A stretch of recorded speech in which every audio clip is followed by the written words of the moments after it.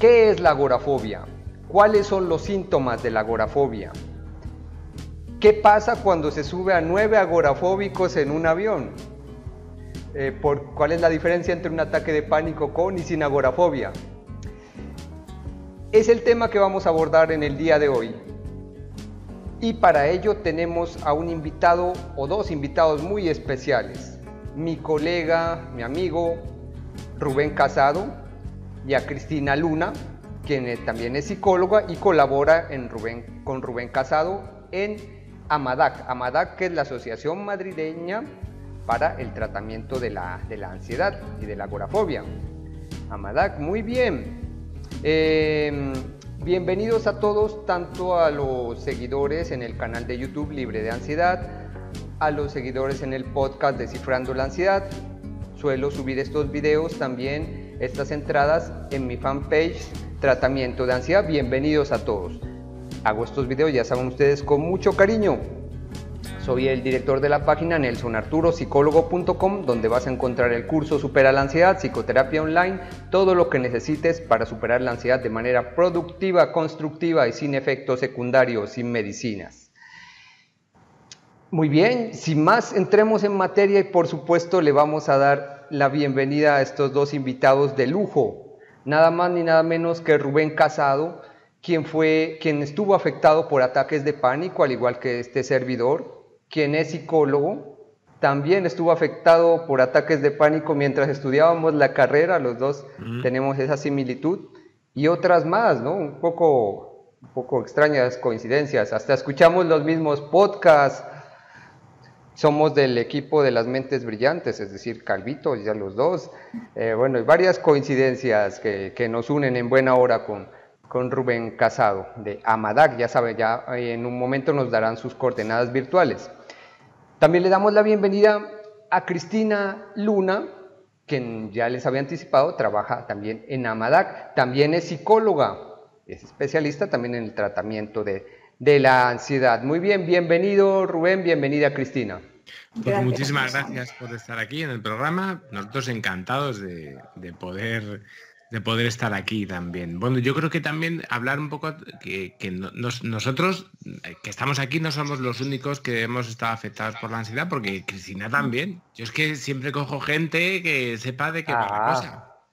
Sí, hay una historia ahí también parecida.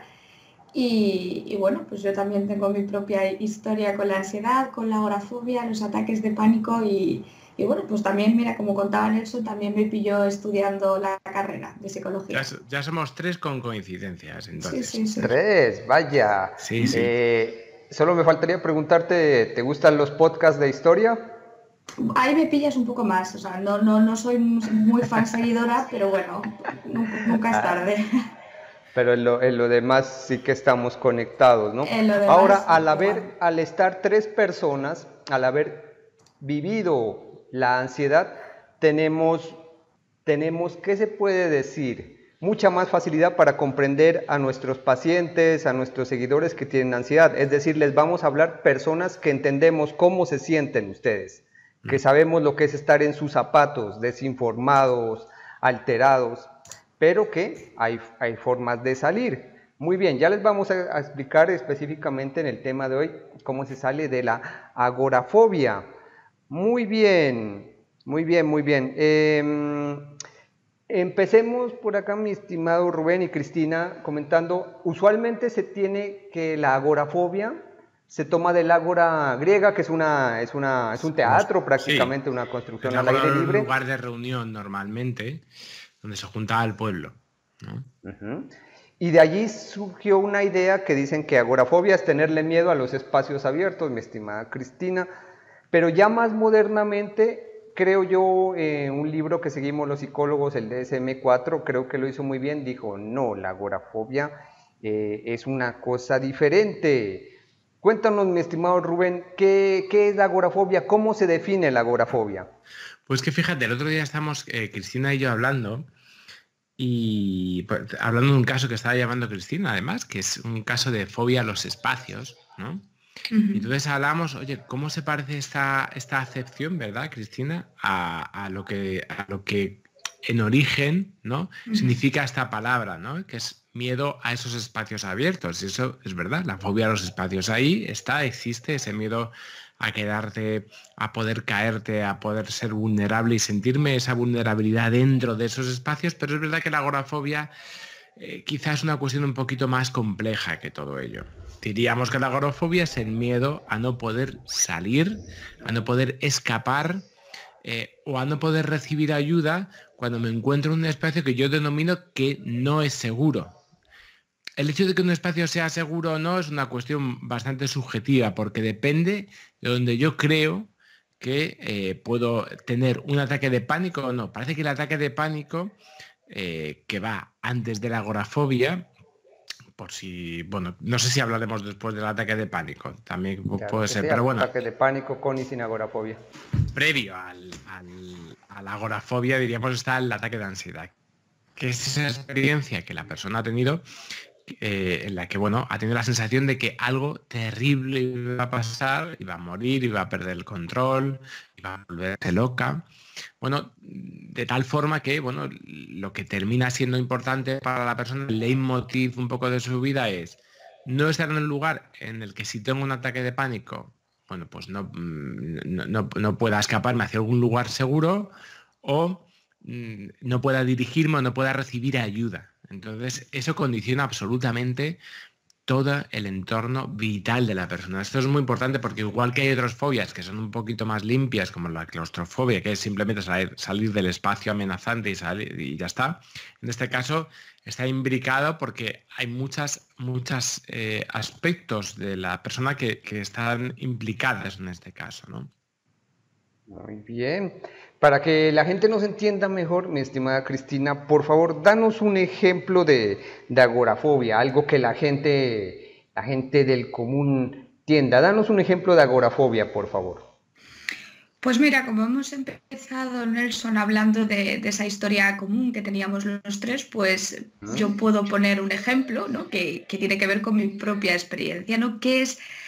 ¿Cómo vive una persona con agorafobia? Bueno, pues en mi caso, por ejemplo, ¿no? Para poner algo ilustrativo, fue una crisis de ansiedad en un medio de transporte, en este caso un tren, lo cual, bueno, pues deja tan aterrorizada a la persona, ¿no? Es tanta sintomatología lo que siente, tantos pensamientos del tipo, pues voy a morir aquí, no voy a poder soportar lo que está pasando, ¿no? La persona queda totalmente aterrorizada por los sentidos, porque es una experiencia nueva, ¿no? Cualquier persona que ha experimentado un ataque de ansiedad dirá que es algo diferente a todos los sentidos anteriormente. Entonces empieza a aparecer como un leitmotiv en la vida de la persona, que es no puedo repetir esto, yo no puede ser que vuelva a experimentar estas sensaciones tan desagradables. Y como, bueno, pues este tipo de condicionamientos, sí, imagínate que esa vez, por ejemplo, pasó en el tren, lo cual empiezas a asociar que, bueno, estabas en el tren y no podías salir a la calle, lo cual los espacios igual ya los que no puedes salir rápidamente empiezan a no gustarte tanto. Y al final lo que ocurre con la agorafobia es que uno va comiéndose el espacio, ¿no? Es como si tuviéramos un mapa y fuéramos tachando con cruces esos sitios en los que consideramos que, bueno, que nuestra integridad está un poco en peligro. Y como lo último que queremos es que esto se pueda repetir, pues empezamos a evitar lugares. Al final, ¿qué nos podemos encontrar, Nelson? Pues personas que tienen muchas dificultades para hacer una vida cotidiana e incluso personas que tienen dificultades para poder salir de casa, porque como te digo, al final es el miedo y es un poco esa frase que se repite de esto no puede volver a pasar. Muy bien, es el típico caso también de alguien que sufre un ataque de pánico en una sala de cine y nunca más quiere volver a estar en un cuarto oscuro, en una sala de cine menos, porque considera, allí lo que nos decía Rubén al principio, que fue ese espacio oscuro y cerrado el que le provocó el ataque, aunque no es así, sino más vale una sensación de no poder escapar o recibir ayuda, que era lo que nos decía Rubén al principio. ¿Es así, mi estimado Rubén? Claro, es que Arturo, tú fíjate que la persona con agorafobia tiene una división del mundo entre los lugares seguros, donde cree que no va a tener un ataque de pánico, y lugares inseguros, donde cree que el ataque de pánico podría aparecer. Es como si hubiésemos dividido el mundo en dos. Y esto, claro, no es una cuestión absolutamente objetiva, es una cuestión arbitraria, porque como casi siempre en la vida, el mundo no es tanto lo que es, sino lo que creemos que es, ¿no? Entonces, claro, terminamos al final considerando que determinados lugares, bueno, pues pueden ser más peligrosos que otros, aunque aparentemente para una persona que no haya sufrido nunca un ataque de pánico, eso es algo, bueno, pues que es indiferente. A las personas que están por fuera les parece loco que le tengamos miedo a quedarnos solo en la casa o a no poder salir a la tienda de la esquina acá en Sudamérica, les parece, es increíble, dicen, ¿cómo les pueden tener miedo a eso? Y ahí viene la agorafobia. Mi estimado Rubén, sí debemos hablar sobre el ataque de pánico. Me he dado cuenta que a veces nosotros los especialistas que todo el día tratamos esto, todos los días tenemos pacientes, lo tenemos muy claro, ¿no? Pero a veces las personas que nos están escuchando, visualizando, no lo tienen. Así que repasemos, por favor, mi estimado Rubén, ¿qué es el ataque de pánico y cómo así que hay ataque de pánico con y sin agorafobia? Mira, yo te diría, Nelson, que el ataque de pánico probablemente es una experiencia traumática, ¿vale? Para la persona. Es una experiencia que la primera vez que lo vive va a marcar su vida. La primera vez, y esto yo creo que Cristina lo podemos ver, y verdad, yo lo hablamos mucho, porque ¿a que tú te acuerdas de tu primer ataque de ansiedad, Nelson? Bueno. Por supuesto, tú me lo habías preguntado alguna vez, yo me Claro. acuerdo fecha y hora y todo el día, que estaba, ropa que llevaba puesto, todo. Claro, y tú, Cristina, ¿que te acuerdas del primer ataque de ansiedad? Por supuesto, está grabado a fuego eso. Claro, y yo me acuerdo del primer ataque de ansiedad, dónde y cuándo ocurrió. O sea, tu mundo en ese momento cambia absolutamente. Yo creo que casi es una experiencia, yo creo que Nelson, traumática, porque es la primera vez que yo creo que se tiene contacto muy, muy directo con la experiencia de la vulnerabilidad. Es decir, la experiencia, los seres humanos, sobre todo durante la adolescencia, siempre se tiene esta conciencia de inmortalidad, como que a uno no le va a pasar absolutamente nada. Pero es como darse cuenta de pronto, de golpe, que no, que toda esa seguridad que tú tenías en un momento determinado se acabó, que un día tu vida acabará, que las cosas no están tan atadas como tú piensas. Y en ese momento yo creo que es una sensación de pánico, porque es una sensación de, ostras, no, me encuentro descolgado de mi antigua sensación de seguridad. Y eso, claro, es una cuestión a asimilar. El ataque de pánico, en el fondo, no es más que una experiencia extrema de vulnerabilidad. Si os queréis, os puedo hablar de síntomas, pero vamos, taquicardia, el corazón late como si no hubiese un mañana, igual que la respiración está ahí, también es una respiración tremendamente agitada, la sensación de que tu cuerpo está dormido o se duerme, existen parestesias, que es lo que llamamos, existe la sensación de irrealidad, casi como si no estuvieses allí, la sensación de despersonalización, existe también la sensación de mareo, existe la sensación, bueno, y además todo ello unido casi a una alarma, al rojo vivo, en la cual uno piensa que ya está, se acabó, ¿no? Lo que tú conocías, lo que tú sabías hasta ahora, se acabó. Esto es lo importante. La gente siempre piensa que algo catastrófico, inminente va a pasar, ¿no? Yo la primera vez que lo sentí esto fue como la sensación de... Y esto es así, claro, diríamos que es el ataque de pánico. Y esta experiencia se queda grabada a fuego en todos nosotros, todas las personas que lo han sufrido. Ahora bien, yo siempre pongo esta analogía. Hay muchas personas que pasan por el mundo de las drogas, ¿no? Imagínate que pueden pasar por la experiencia de, bueno, consumir cocaína o consumir hachís o marihuana.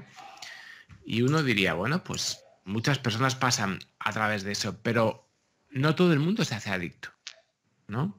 Muchas personas pueden pasar por el ataque de pánico, pero no todo el mundo va a desarrollar una agorafobia, ¿vale? Es decir, que su vida gire en torno al trastorno de pánico, ¿no? Que yo creo que eso es una cuestión para mí importante. Yo te digo, porque además Cristina sabe un montón también de estas cosas, ¿qué es lo que tú también consideras, ¿no? Que no sé si me quieres poner alguna, bueno, pues quieres añadir alguna cosa más también, Cristina.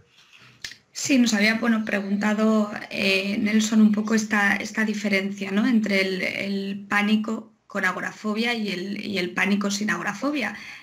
Y bueno, pues al final existen personas, efectivamente, que como tú bien dices, se enganchan, ¿no? Tú has puesto esa similitud del consumo de sustancias. Y otras personas, bueno, pues viven este tipo de sintomatología, de sensaciones, de pensamientos, de una manera en la que no condiciona el contexto, ¿no? Es decir, uno tiene miedo, tiene una inquietud constante por poder revivir ese tipo de sensaciones, pero no aparecen ni no son condicionadas según el contexto en el que estábamos. Decía antes Nelson, por ejemplo, el cine. Pues en ese caso la persona habría tenido habría sufrido un ataque de pánico y no se habría producido, ¿no?, ese condicionamiento de no puedo salir, no puedo entrar. Sería una cuestión más de no quiero repetir estas sensaciones, que más asociadas a un lugar, ¿no? Estaríamos hablando de esa diferencia cuando hablaríamos de trastorno de pánico únicamente y cuando añadiríamos el término agorafobia, en el que estaríamos hablando ya de determinados espacios donde la persona pues despierta todo ese tipo de sintomatología y de pensamientos, ¿no? Por favor, Cristina, danos un ejemplo de que a veces, incluso a estudiantes mismos de psicología que yo he tenido, les queda difícil identificar un trastorno de pánico con y sin agorafobia. No sé si nos podrías dar un ejemplo más, aparte de los que ya hemos dado aquí, para que la gente, los visualizadores, se hagan una idea más clara. ¿Cómo es un ataque de pánico con agorafobia? Incluso yo sé que hay agorafobia sola, ¿cierto? Como diagnóstico. No sé si nos podrías dar, Rubén, algún ejemplo. De la agorafobia sola, de todas formas. Sería una cuestión como para ver la parte, pero bueno. Es raro. Yo hasta ahora agorafobia sola no conozco. Con pánico sí. ¿Nos podrías dar algún otro ejemplo, mi estimada Cristina, de algún caso? Sí, vamos a poner un ejemplo de un trastorno de pánico con agorafobia. Pues en este caso, un sujeto llamado Pepe, por ejemplo, pues Pepe habría sufrido determinados crisis de ansiedad, lo cual él tiene mucho miedo, imagínate, a estar lejos de casa porque pueda sufrir esa crisis y no poder sentirse refugiado, lo que la casa suele ser un lugar significativo para todo el mundo que tiene agorafobia. Es un lugar de refugio donde volver y donde sentir que estamos más protegidos, que estamos a salvo. Entonces para Pepe pues es muy complicado poder ir a trabajar, poder ir a hacer la compra a un centro comercial, incluso poderse alejar de casa, porque casi siente que cuanto más se va alejando de casa, más probabilidades de sufrir su crisis de angustia tiene y más vulnerable y más desprotegido se siente ante el mundo. Otro ejemplo podríamos poner de un sujeto que se llama Luis, y en este caso Luis sufre ataques de pánico pues de manera, la gente lo suele describir como una manera repentina, ¿no? Es decir, ya no lo asocia tanto. El agorafóbico con crisis de pánico te diría: me estoy alejando de casa y me han dado crisis de pánico, estoy metiéndome en un centro comercial y me dan crisis de pánico porque me alejo de la puerta de entrada o de salida. Y en el caso de la persona que tiene únicamente un trastorno de pánico, te contaría que de repente, ¿no?, de manera que obviamente esto no es así, no es una cuestión de repente, pero de una manera casi súbita empieza a tener episodios pues de sintomatología, de pensamientos catastrofistas, que no relacionará tanto con, como te digo, con la lejanía de casa, con determinados espacios, con el cine, con los medios de transporte. O sea que haríamos esta distinción, ¿no? Para el agorafóbico existe un mundo mucho más marcado que para la persona que únicamente tiene un trastorno de pánico. Más temor, más evitación, ¿no?, de salir de esa zona de seguridad que nos comentaba Rubén. Y aquí vamos a abordar algo que a mí me pareció muy llamativo desde el título, algo que ustedes están por hacer o van a hacer o ya hicieron, ya me dirán.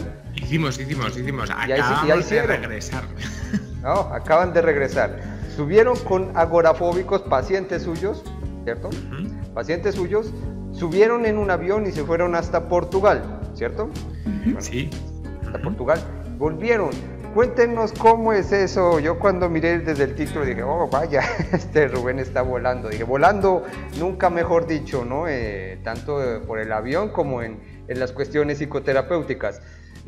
Cuéntanos, Rubén, ¿cómo fue esta experiencia de nueve agorafóbicos? ¿Son 9? Sí, 9 tuvimos. 9 personas con agorafobia, que como está comentando Cristina, es un miedo muy terrible abandonar nuestra casa, nuestra zona de confort. No queremos salir a veces ni a la esquina. Bueno, cuéntanos, Rubén, ¿cómo ha sido ese proceso? ¿Cómo fue esa experiencia con esos pacientes? Bueno, pues para otros, digamos, para cualquier persona que supongo que viajaba en ese avión, era un viaje a Porto, pero para nosotros era un viaje a Venus. Entonces, yo creo que es muy importante también entender el valor que tuvieron. Además, fíjate que hubo, yo creo que mucha respuesta también de las redes, que para algo puedan servir, que yo creo que eso es muy interesante.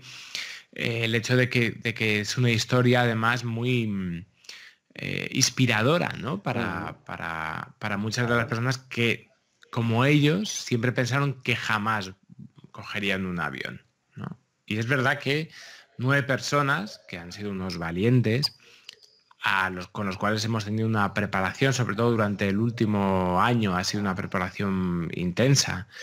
Ahora que nos cuente un poco también Cristina que hemos hecho antes de viajar en avión. El avión es como el punto y final, como la guinda, el colofón de todo, pero hemos trabajado mucho y bueno, pues ha sido toda una experiencia donde además hemos hecho noche allí. Para muchos de ellos era la primera vez que estaban fuera de casa, sin sus familias.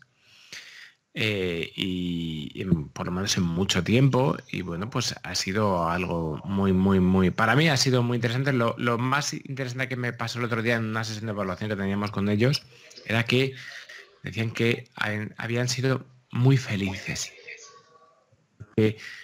Yo siempre pienso esto del deseo y el miedo, ¿no? Cuando superamos esto del miedo, hay algo que nos hace muy felices, Arturo, ¿no? ¿Qué hemos hecho antes, Cristina? Porque hemos hecho un montón de cosas, ¿verdad? Bueno, ya te digo, nos hemos preparado duro durante más de un año. El otro día también hablábamos, ¿no? En esta sesión de tratamiento que decía Rubén, que bueno, que importante, ¿no? A veces es marcarse objetivos, que esto a veces uno necesita saber que tiene una meta, que vamos a algún lugar, y yo creo que ha sido algo muy motivador para todos, el saber que había un sitio al que queríamos llegar, había ese viaje que queríamos realizar. Y bueno, pues hemos hecho un trabajo largo, un trabajo bueno, costoso también para ellos, pero bueno, bonito, ¿no? Y gratificador, yo creo que para todos. En el que, bueno, aparte, primero hemos hecho muchas exposiciones, ya empezábamos a entrenar esto de estar lejos de Madrid. Nos hemos cogido, pues ahí hemos estado 13 personas en un tren, nos hemos ido a Ávila, nos hemos ido a Toledo, hemos visitado Madrid por la noche, pues ahí hemos estado 2 horas de excursión. Y bueno, al final el objetivo era que ellos pudieran estar poco a poco preparados y quizás con más confianza, ¿no? Al final es un trabajo progresivo en el que la persona necesita ir poco a poco ganando esa seguridad en sí misma y dándose cuenta que, bueno, que quizás esto de los imposibles es más una cuestión mental que real. Así que sí, aparte de bueno, todo el trabajo que hemos hecho ahí en nuestra sala de terapia, trabajando, bueno, pues cuestiones que inquietaban a cada uno, hemos hecho un trabajo muy activo, ¿no? En el que, bueno, pues hemos salido mucho a la calle, hemos hecho mucho trabajo de campo, que bueno, pues que al final ha dado unos resultados muy positivos en este viaje que como decía Rubén, ¿no? Yo creo que han sido muy felices ellos y nosotros también de poder verles y disfrutar de lo que es un trabajo bien realizado también por su parte, claro. Permítame puntualizar aquí, ¿no? Para ubicación de nuestros visualizadores, de nuestros oyentes en el podcast. Sucede y pasa que nosotros como psicólogos trabajamos algo que se llama una jerarquía de temores, de situaciones o lugares que estamos evitando, y a veces también de sensaciones físicas. Esa jerarquía, como bien dice el nombre, está ordenada de menor a mayor. Por ejemplo, solo por colocar un ejemplo, ¿no? Salir a la puerta de tu casa te da un miedo, por ejemplo, de unos, ¿qué te digo yo? Unos 20, ir a la esquina de tu casa unos 40, ir a 2 cuadras unos 30, 40, bueno, y así va aumentando. Obviamente eso cambia de paciente en paciente, solo es un ejemplo, ¿no? Para que se me entienda. Entonces, al parecer, y tú me corregirás si me equivoco, mi estimada Cristina, Lo que hicieron ustedes durante este año es ir trabajando esa jerarquía en la cual uno va desensibilizando al paciente. Ya no, cuando ya tú lo expones al paciente 10 minutos, 15 minutos en la puerta de su casa, al agorafóbico, y se da cuenta que no pasó nada, va ganando confianza y seguridad, después ya va a la esquina de su casa y lo mismo 15, 20 minutos, hasta que pasa el miedo y así va superando. Bueno, es un ejemplo, ¿no? Suele ser un poco más complicado que eso. Sensaciones físicas también vamos desensibilizándolo los psicólogos, sobre todo la sensación del corazón acelerado y de la asfixia. Corrígeme si fue así, o sea, en ese trabajo que tú dices de un año, ¿fue esta jerarquía, esa desensibilización progresiva lo que trabajaste?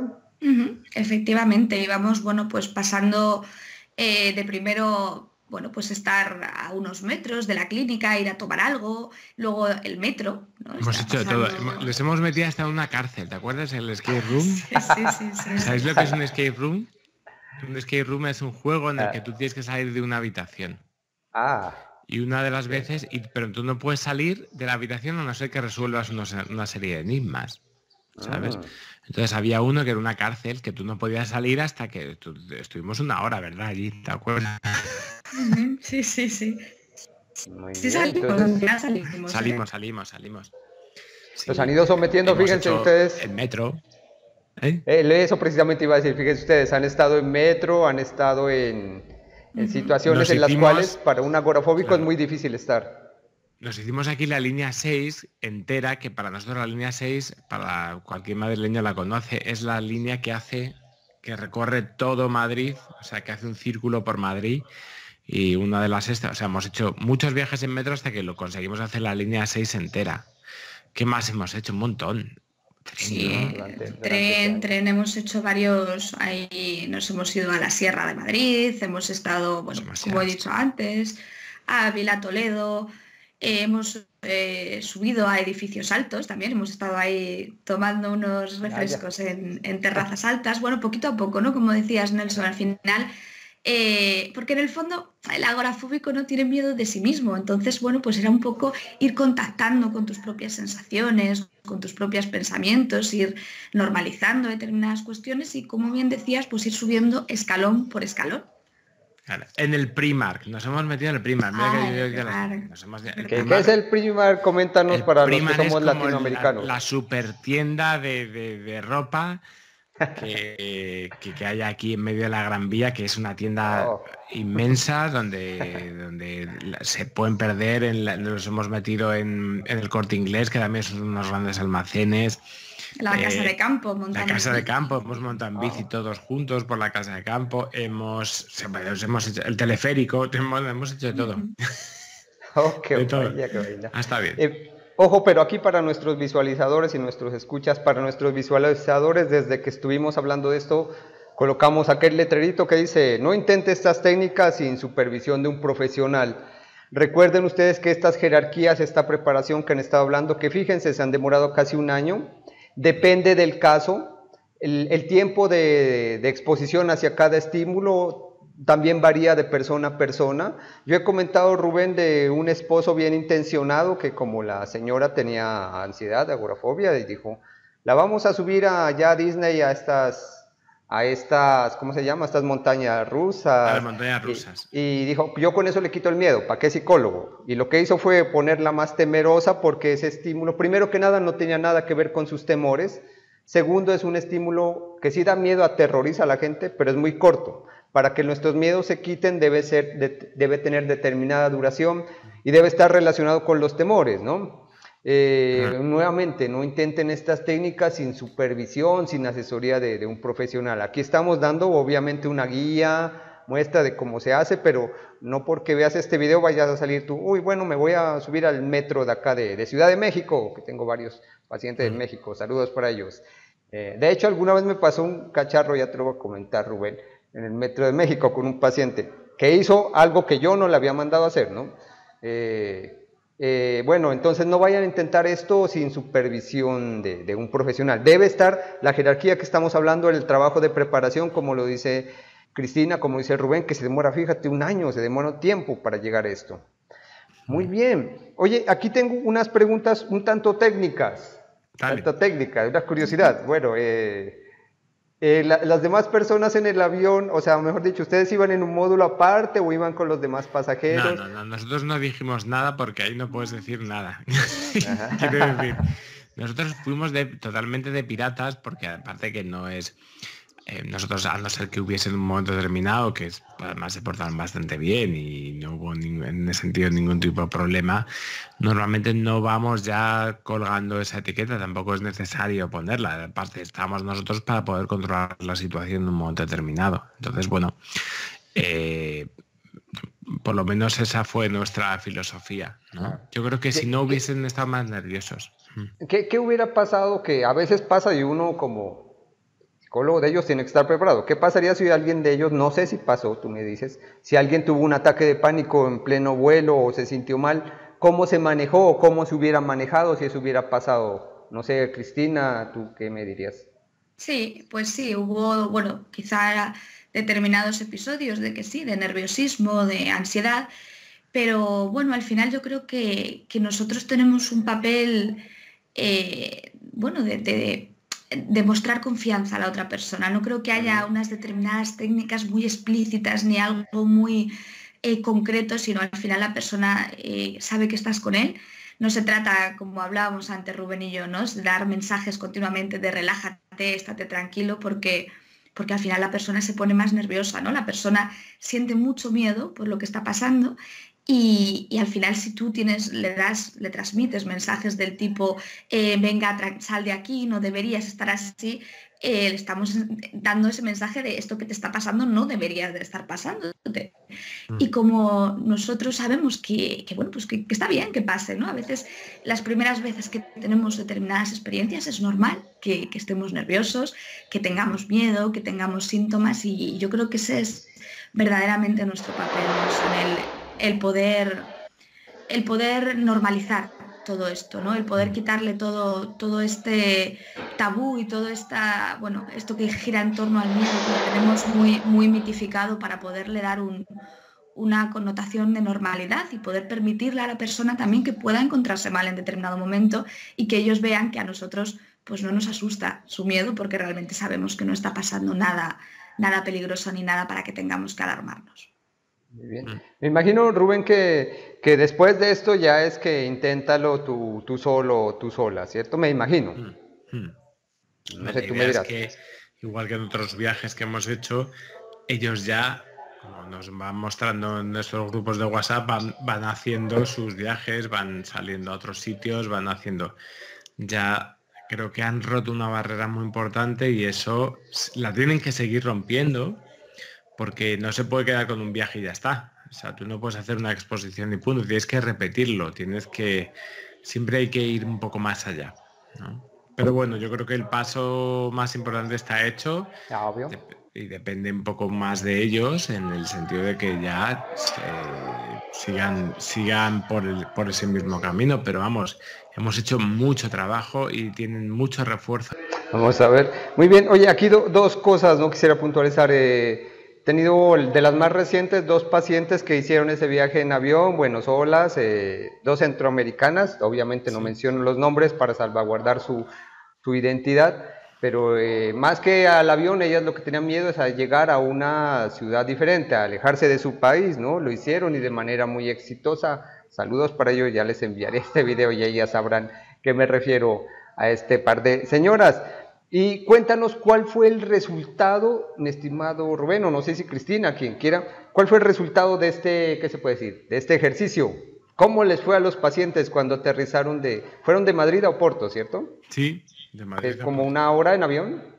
Más o menos. Sí, 40 minutos aproximadamente. Bueno, ¿cuál fue el resultado? Cuéntenos, ¿cuál fue el resultado? ¿Llegaron bien estas personas? No sobra decirlo. Nosotros los psicólogos tenemos esto muy claro, ¿no? Pero a veces la gente que nos escucha, yo me he dado cuenta tras entrevistas con ellos, no, nos parece obvio a nosotros quienes estamos hablando de esto, ¿no? Pero a nuestros visualizadores y oyentes no. ¿Cuál fue el resultado de este ejercicio?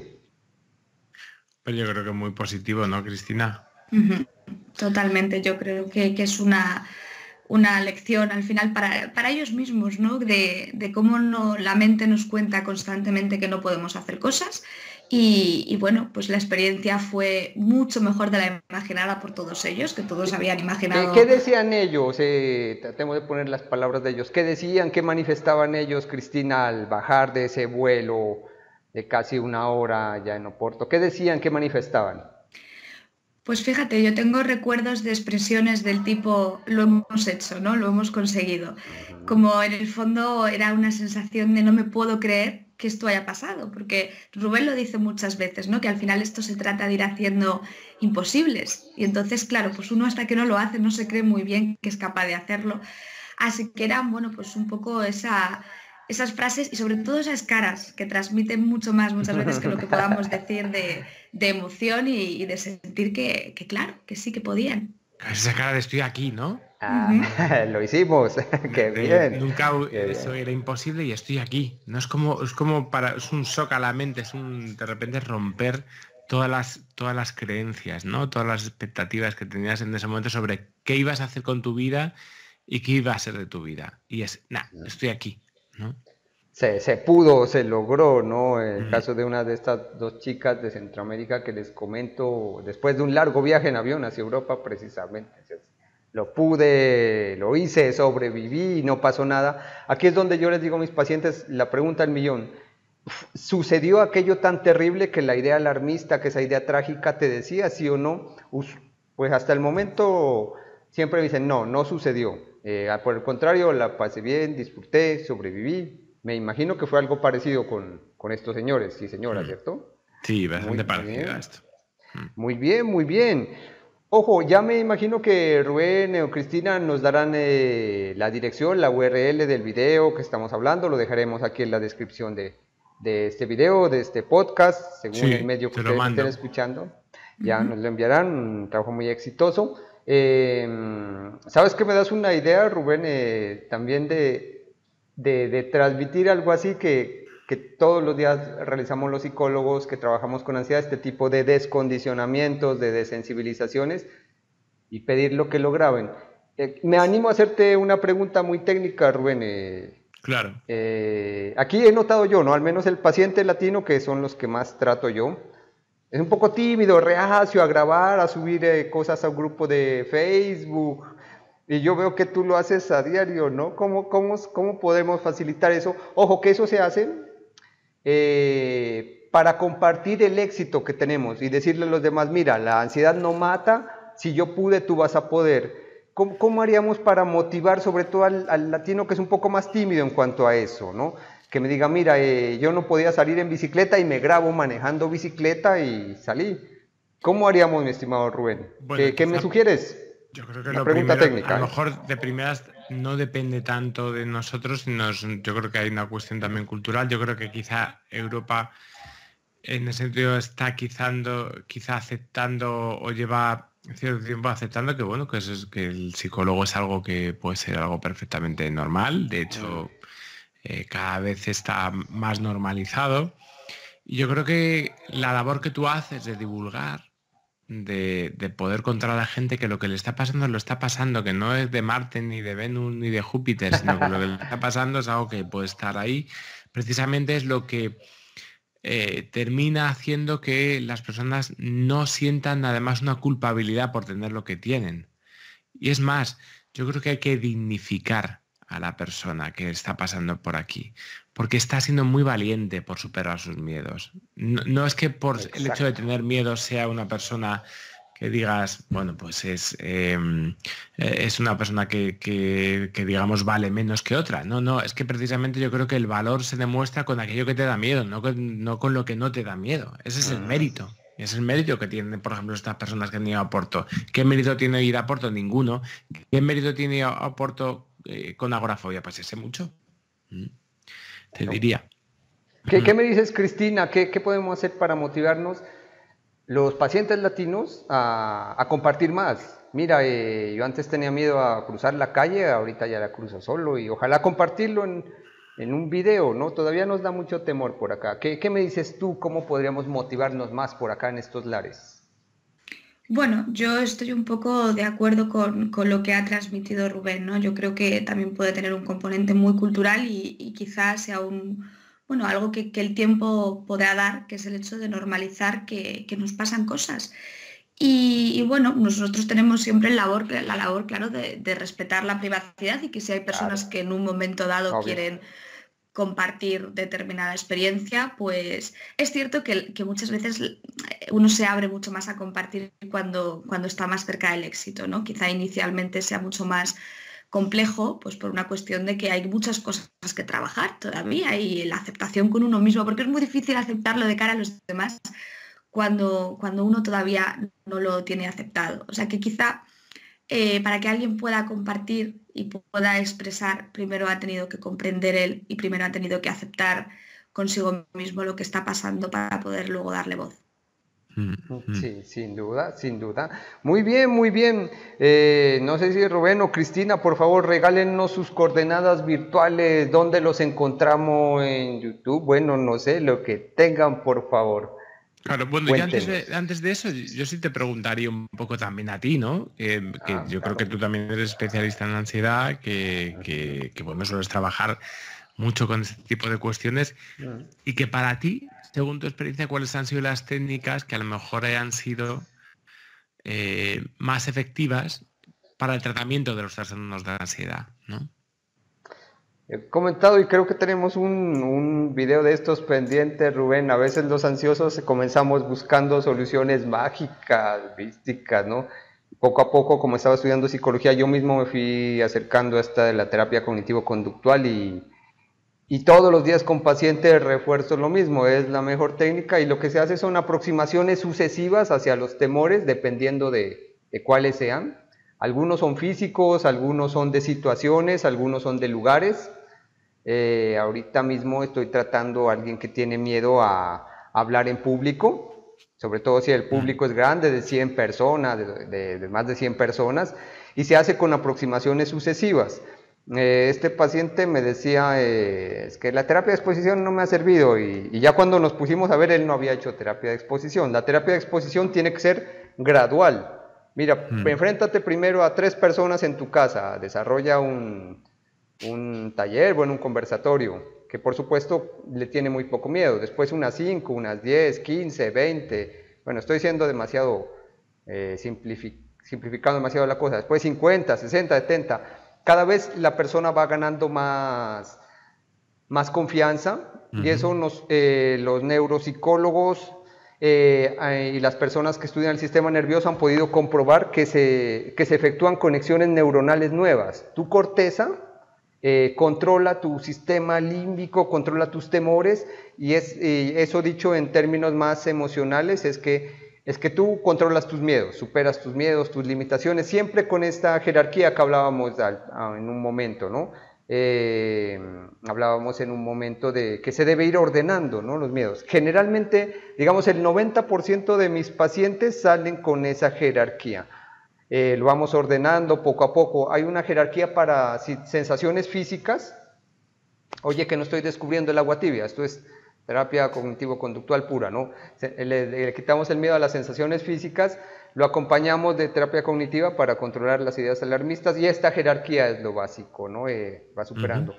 Hay un 10% de ellos que, no sé, por personalidad, por afanes económicos, no sé, me dicen, a mí hazme de una, quítame el miedo a los perros de una.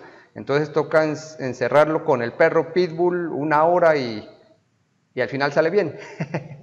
Bueno, Terapia de implosión le llaman algunos, ¿no? Esas son las técnicas, pero fíjense que siempre el común denominador es enfrentarse a sus miedos, que si se enfrentan de manera ordenada, poco a poco, mucho mejor.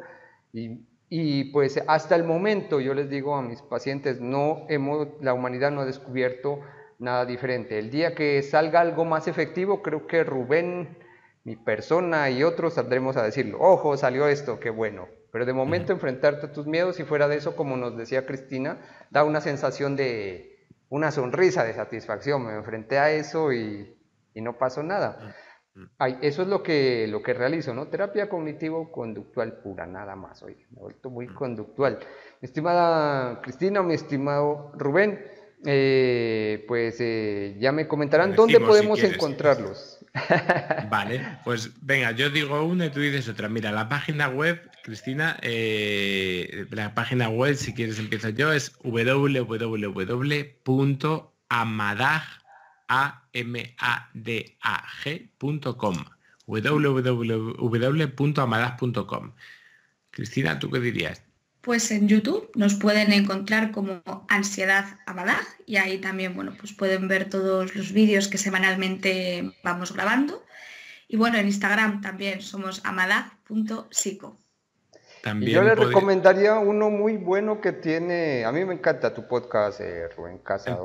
Podcast para la gente que no está familiarizada, aquí en Sudamérica todavía vamos un pasito atrás. Un podcast es un programa radial por internet. El podcast La Teoría de la Mente, oye, es una... La Teoría de la Mente, sí. Me parece muy bueno, lo escucho y a veces pone música, Rubén, a veces... me encantó el que hablaba de la película El Club de la Pelea. El Club de la Lucha, sí. Acá en Sudamérica el Club de la Pelea. Bueno, habla de muchas cosas, aparte de ansiedad. Me gusta mucho escucharlo, no soy muy fan de los podcasts, entonces también La Teoría de la Mente, tanto en iVoox, porque se dice iVoox, ahorita estuve leyendo lo del creador de iVoox, que no lo creó para decir iVoox, sino iVoox, ¿no? Es un español a propósito. Es verdad. Lo encuentran en iVoox y en iTunes, estas coordenadas virtuales. Y además una app que tenemos, que es tenemos una app que se llama La Teoría de la Mente. Entonces vais a Google Play, vais al Apple Store, ponéis La Teoría de la Mente, además es gratuita, y ahí en la app lo que hemos hecho es conjuntar todos nuestros contenidos, por si lo queréis escuchar también. Pues qué maravilloso, mira, está en múltiples medios. De mi parte les digo, a mí me encuentran en www.nelsonarturopsicólogo.com, ya saben, cursos y psicoterapia en línea para superar la ansiedad sin efectos secundarios, sin medicinas, con las técnicas psicológicas más modernas. Algunas de ellas las hemos comentado aquí.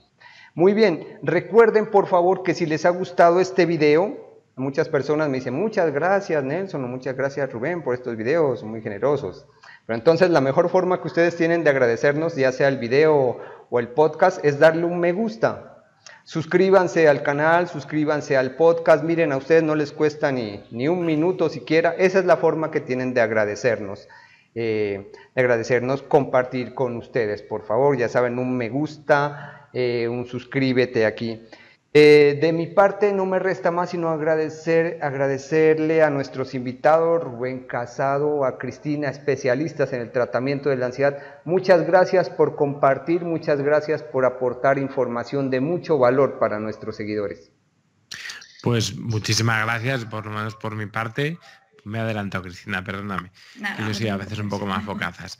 Pero no, pues agradecerlo también pues también a todos vuestros oyentes, ¿no? que están ahí y también un abrazo muy fuerte para todos ellos y bueno, que espero que también esto les haya servido.